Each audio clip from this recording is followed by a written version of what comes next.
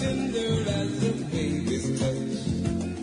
You give me all of the things that I need so much. You're my world, lady love.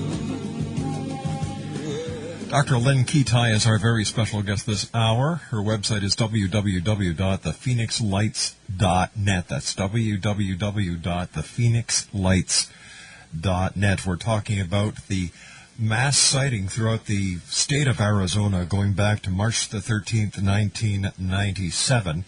And first of all, Dr. Lynne, thank you very much for joining us tonight. Congratulations on your new book and that marvelous documentary that you put together. Oh, thank you so much. In fact, the book published by Hampton Roads and the documentary is now distributed by Vanguard Cinema worldwide. Excellent. Really have a life of their own. We were talking about curriculum and transformation. Two of the people in the documentary, Dr.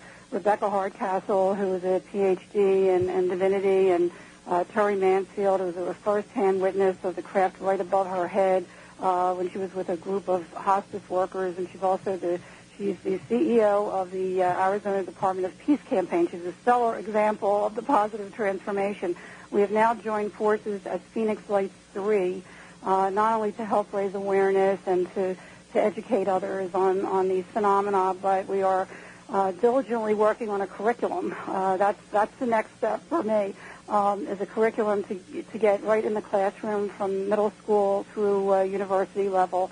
There is nothing. That actually was one of the reasons I did the documentary. I was invited to speak at a school after the book came out, and I had done a Barnes & Noble presentation. Some parents had seen me and invited me to a middle school, over 200 students in an auditorium. You could hear a pin drop.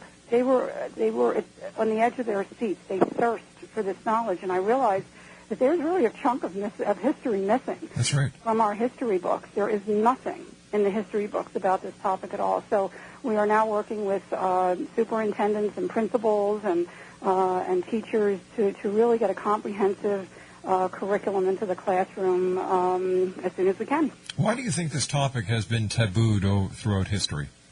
Boy, that's another good question. I think that, as we mentioned, indigenous societies and other countries are much more open to these things being unearthly. Belgium came to the United States in the early 90s when they were having their similar sightings and asked, "Are you doing this?" And their sightings were very unique in that the military and the civilian and universities joined forces to try to discover and study these things.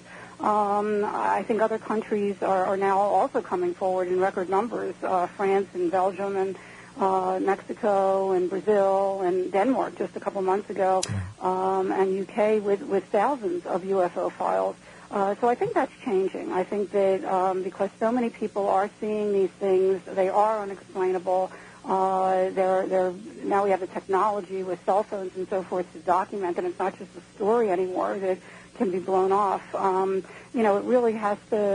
It's really gotten into the mainstream more and more that something is happening in our skies, and certainly many people are waking up to the fact that we may not be alone in this universe. Dr. Kitei, thank you very much for joining us, and I look forward to the next time when you and I meet here in the X Zone. I certainly do, too. Thank you so much. Good night, Doctor. Good night. Dr. Lynne Kitei, www.thephoenixlights.net. That's www.thephoenixlights.net. When I come back from the news at the top of the hour at 6.5 minutes past, we'll be joined by Zach Barkhouse. We're going to be talking about dead pet stories right here on the X Zone. After all, this is truly a place where people dare to believe and dare to be heard.